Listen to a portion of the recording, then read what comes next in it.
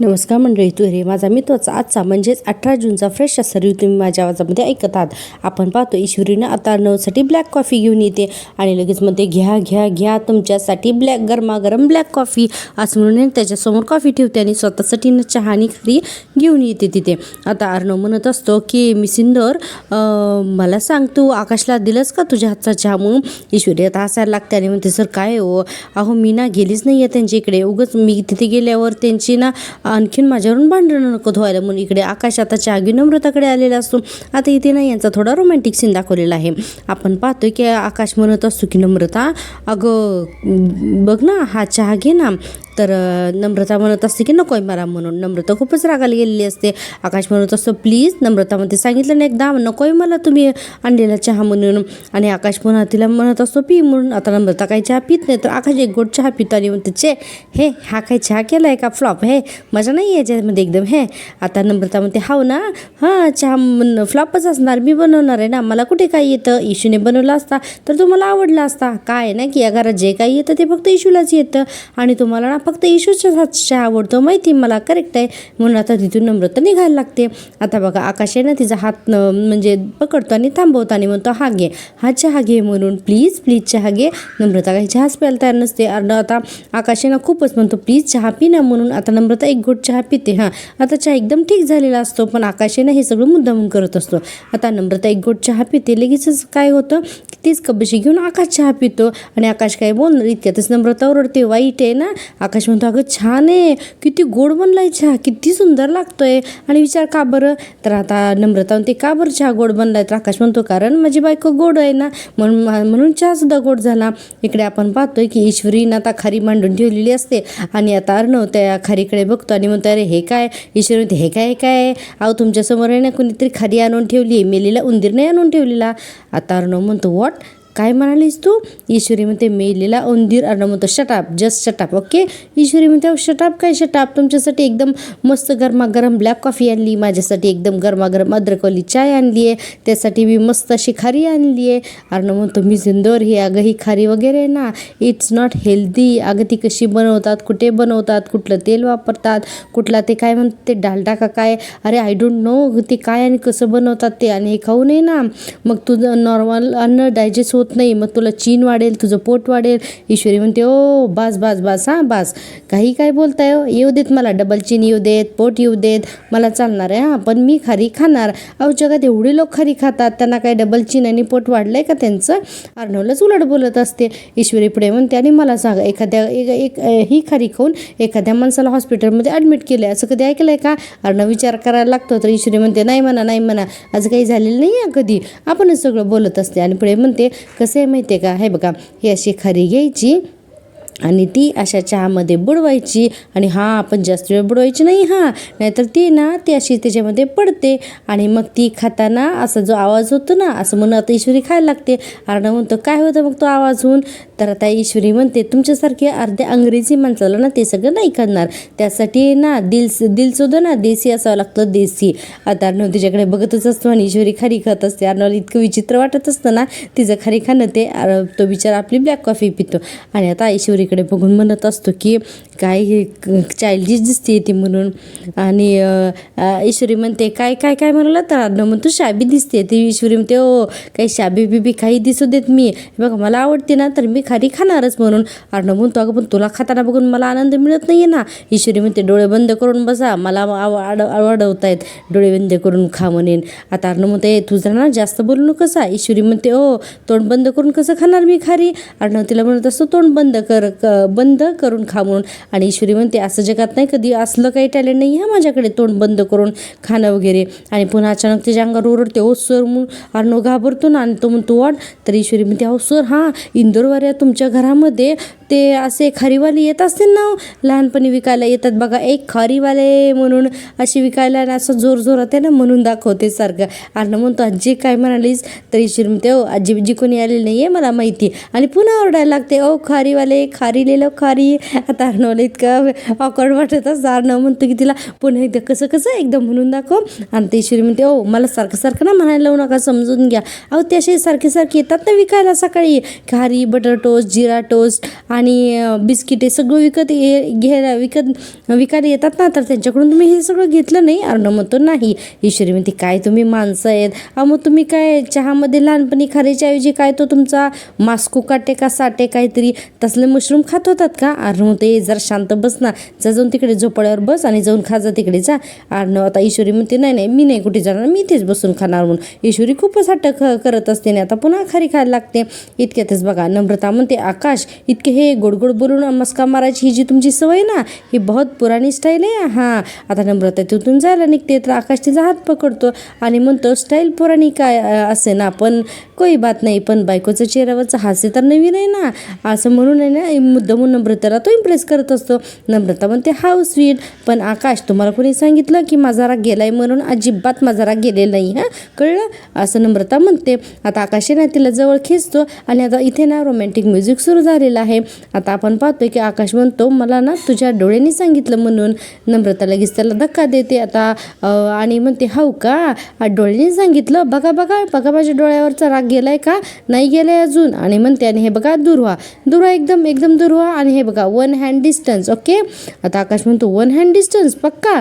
त्या ईश्वर नम्रता how how म्हणत असते. आकाश म्हणतो 1 हँड डिस्टन्स पक्का ना? नम्रता म्हणते हाऊ. आता बघा आकाश तिला आणखीन जवळ घेतो आणि म्हणतो की बघ मी तुझ्यासाठी ऑफिसमधून लवकर घरी आलो आणि तू माझ्यासोबत असं करतेस. नम्रता म्हणत असते की हो. आता आकाश म्हणतो चल लवकर तयार हो, आपण जाऊया कुठेतरी बाहेर. नम्रता म्हणते खरंच? तर आकाश म्हणतो हो खरंच, पण त्याआधी असं म्हणून तिच्या जवळ येतो. नम्रता लगेच त्याच्यावर ओरडते आणि म्हणते चला दूर व्हा, मला ना पटकीन तयार व्हायचे, चला दूर व्हा आता. म्हणून नम्रता आता रेडी होण्यासाठी निघून जाते.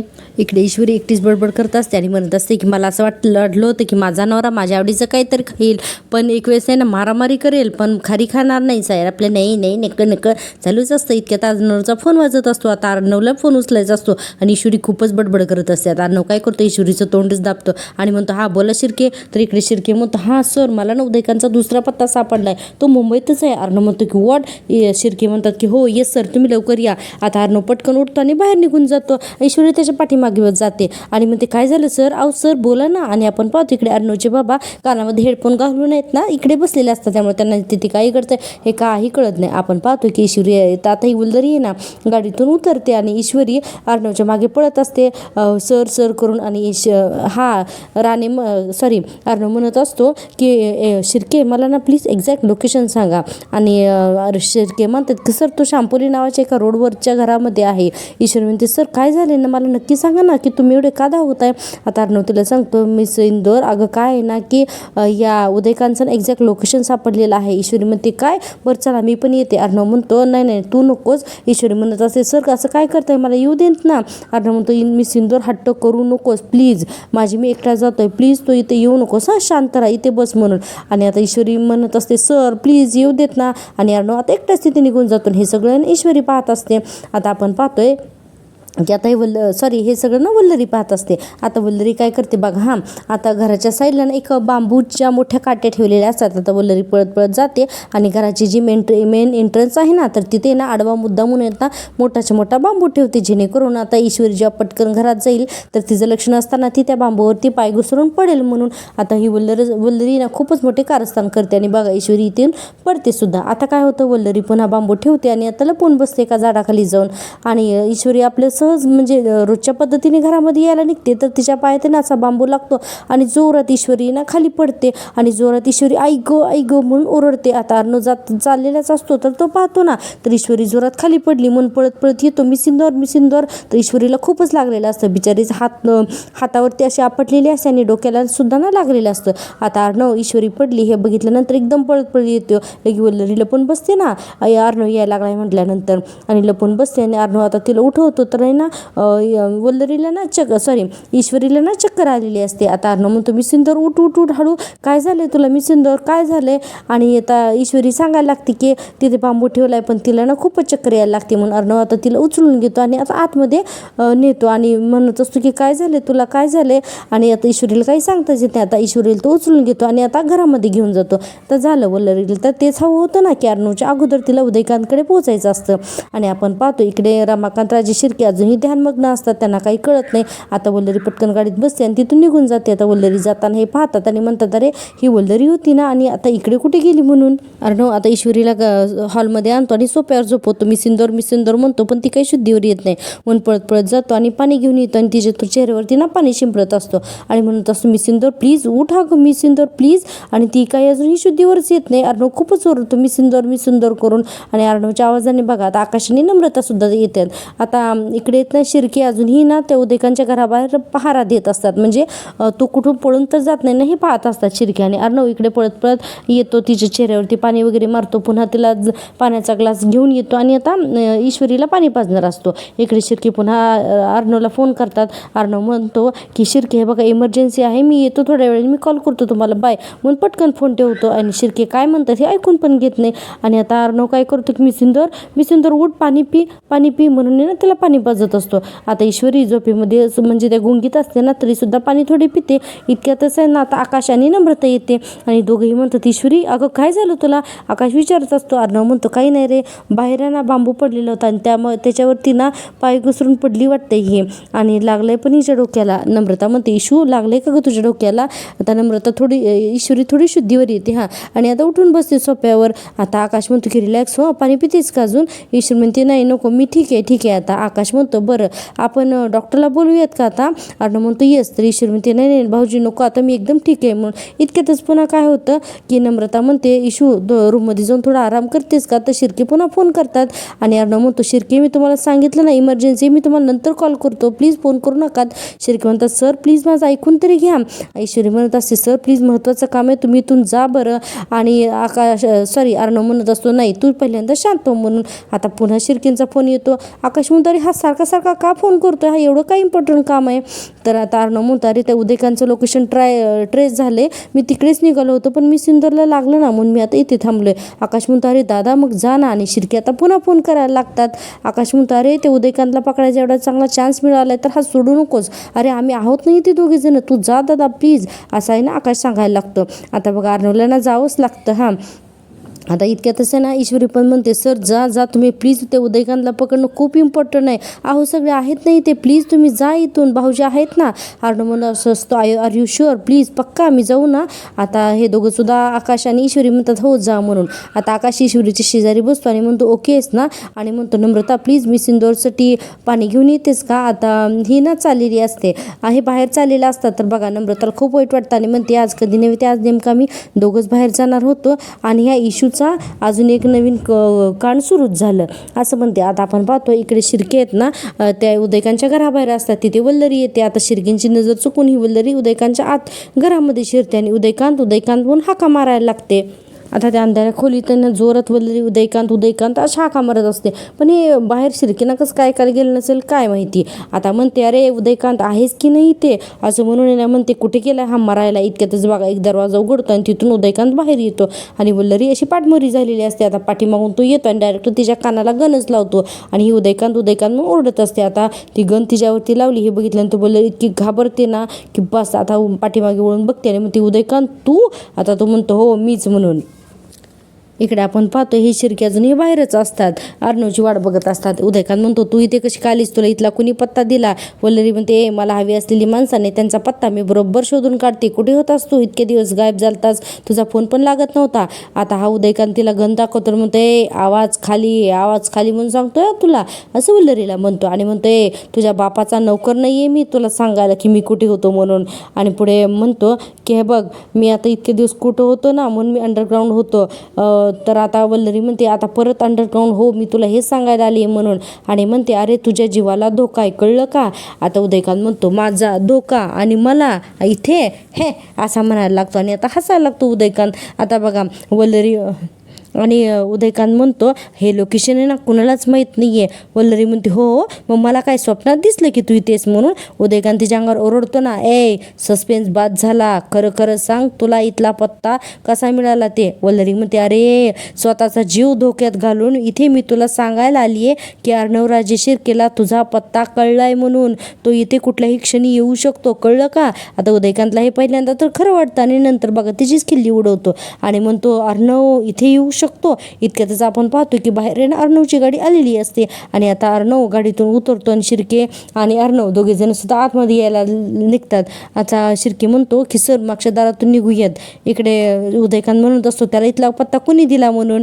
आता वल्लरी म्हणते हे बघ ते महत्त्वाचं नाही आहे, त्याला इथला पत्ता सांगितला ना मग तू कुठल्याही क्षणी इथे येऊ शकतो आणि मग तू त्याच्या तावडीत जर का सापडलास ना तर तो तुझं काय करेल हे तुला माहिती आहे ना.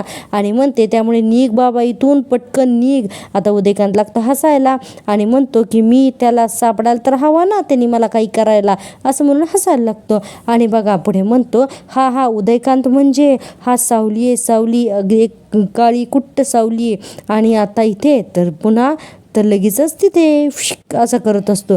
आता ही वल्लरी म्हणते हो का, फिक व्हायच्या आत तुझा मला फोन नंबर दे, कळलं का, कधीही फोन करू शकते मी तुला, पटकन सांग.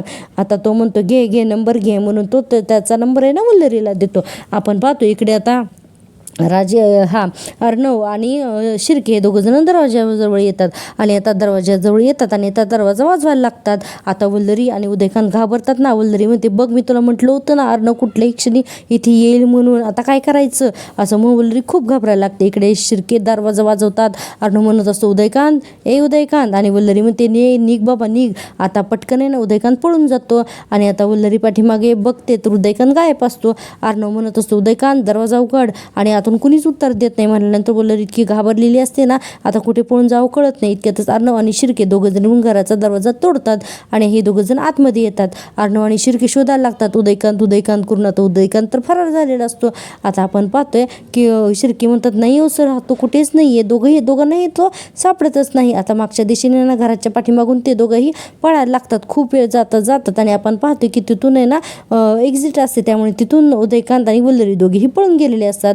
आता आपण पाहतोय की अर्णव म्हणतो शिट तो ना हा उदयकांत आहे ना परत आपल्या हातून निसटून गेला म्हणून. आणि शिर्के म्हणतात हो ना सर. आणि पुढे काय होतं बघा, अर्णव म्हणतो की एनिवे जाऊ दे चला आपण जाऊयात म्हणून. आता हे दोघं जण सुद्धा तिथून निघून जातात. आपण पाहतो इकडे उदयकांत ना खूप जोरजोरात पळत असतो आणि पळताना त्याच्या हातामध्ये गन सुद्धा असते. तर अचानक काय ना एका दगडावरती त्याचा पाय ठेचकाळतो आणि आता तो खाली पडतो आणि त्याची गन जी आहे तर ती कुणीकडे तर उडून पडते आणि त्याच्या हे लक्षातही येत नाही की गन आता कुठं उडून पडली ते. आणि तो खाली पडलेला असतो त्यावेळेस त्यांना त्याच्या हाताला खूप लागलेलं असतं आणि हाताला लागलेला असताना आता तो उठण्याचा प्रयत्नच करत असतो. इतक्यातच काय होतं पाठीमागून एक कार येते आणि त्या कारची हेडलाईट जी आहे ना तर ती उदयकांतच्या डोळ्यावर येते. म्हणून उदयकांत उठून बसतो तर ती असते वल्लरी. आता उदयकांत म्हणतो तू, तर वल्लरी म्हणते आताच्या वेळेस वाचवलंय तुला, परत तुला वाचवणं ना शक्य होणार नाही. उदयकांत म्हणतो काय उपकार नाही केलेस तू. वल्लरी म्हणते वा मास्तरी बघा. आता उदयकांत म्हणतो हो आहेच म्हणून. वल्लरी म्हणते शुभ गेला पण पिळका अजून जात नाहीये. उदयकांत म्हणत असतो नाहीच जाणार तो. वल्लरी म्हणते अरे अर्णव आणि त्याची माणसं तुझ्या मागावर आहेत, गायब हो कधीपासून सांगते मी तुला कळत नाहीये का, ईश्वरीला मारण्याची सुपारी तूच दिली होतीस ना हे कळलंय त्याला. उदयकांत म्हणतो काय म्हणजे ती माणसं त्यांना पकडली गेली आहे. तर वल्लरी म्हणते अरे हो बाबा म्हणून तर ती माणसं तुला शोधतायत हे सांगते कधीपासून. उदयकांत म्हणतो एक गोष्ट लक्षात ठेव, त्या ईश्वरीवर हल्ला करण्यासाठी ती माणसं फक्त मी पाठवली होती, त्याची सुपारी तर आहे ना तू दिली होती हे विसरू नकोस म्हणून. आता वल्लरी म्हणते काय उपयोग झाला रे तुझ्या त्या माणसांचा. आणि म्हणते पैसे देऊन एक काम धड केलं नाही त्यांनी, त्या दिवशी त्या ईश्वरीला संपवलं असतं तर ही वेळच आली नसती असं वल्लरी म्हणत असते. वल्लरी म्हणते शिवाय माझे पैसे गेले ते वेगळेच. आता उदयकांत जोरात ओरडताना म्हणतो पैसे गेले, अरे गेले ते गेले म्हणजे गेलेच, कधी संपले ते पैसे. अगं पण मला अजून पैसे हवेत, अजून मला पैसे दे असं आहे ना हा उदयकांत म्हणायला लागतो. इतक्यातच अर्णवची गाडी येते. आता वल्लरी लगेच म्हणते अर्णव आला असं म्हणून ओरडते. आता उदयकांतला कुठे लपावती कळत नाही. आता उदयकांत करतो पटकन वल्लरीचीच गाडी उघडतो आणि वल्लरीच्याच गाडीमध्ये पाठीमागे जाऊन बसतो. वल्लरी इतका घाम येत असतो ना की बस तिला काही कळतच नसते की काय करावं म्हणून. आणि आता आपण पाहतो उदयकांत हा वल्लरीच्या गाडीमध्ये लपून बसलेला असतो. आता अर्णव त्याची गाडी घेऊन चालवत येत असतो. आता शिर्के म्हणतात सर थांबा. आता वल्लरी डोक्याला हात लावून बसलेली असते. शिर्के म्हणतात की वल्लरी मॅडम दिसतात मला इथे म्हणून. आता अर्णव सुद्धा बघतो ना तर खरंच त्याची मामी असते आणि हा उदयकांत आता या वल्लरीच्या गाडीमध्ये बसलेला असतो. आता आपण पाहतोय की अर्णव लगेच घड्याळ बघतो, इतक्या रात्री मामी इथे आली असेल. आणि शिर्के म्हणतात वल्लरी मॅडम इथे कशा काय. आता अर्णव लगेचच गाडीतून उतरतो आणि येतो आणि म्हणतो मामी तू इथे काय करतेस म्हणून. आता बघा वल्लरी लगेच असं म्हणते, अरे मी ते जरा भोंगरे वकिलांकडे आले होते. अर्णव आजूबाजूला बघतो आणि म्हणतो, अरे इतक्या रात्री आणि त्यांचं ऑफिस इथे आहे.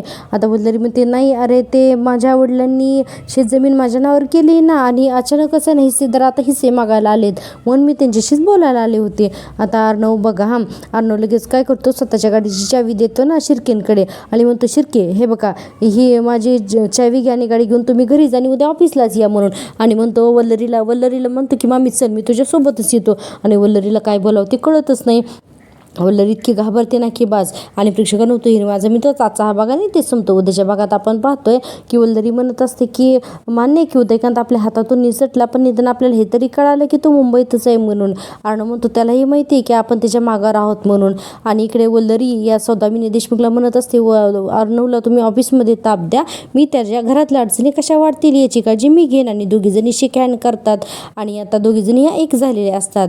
आणि ऑफिसमध्ये या देशमुख म्हणत असतात की 15 दिवसामध्ये माझे ना 200 करोड द्यायचे, नाही तर तुझ्या आईच्या नावाने असलेली ही कंपनी सात्विक फॅशन्स हे त्याचं नाव बदललं जाईल म्हणून असं ना धमकीच देतात अर्णवला या गोष्टीचं खूप टेन्शन येतं. आता हा भाग उद्याचा आहे. तर तुम्हाला जर का आवडला असेल तर प्लीज माझ्या चॅनलला सबस्क्राईब करा आणि व्हिडिओला नक्की सबस्क्राईब करा. भेटूया उद्याच्या भागात. तोपर्यंत टेक केअर, बाय बाय.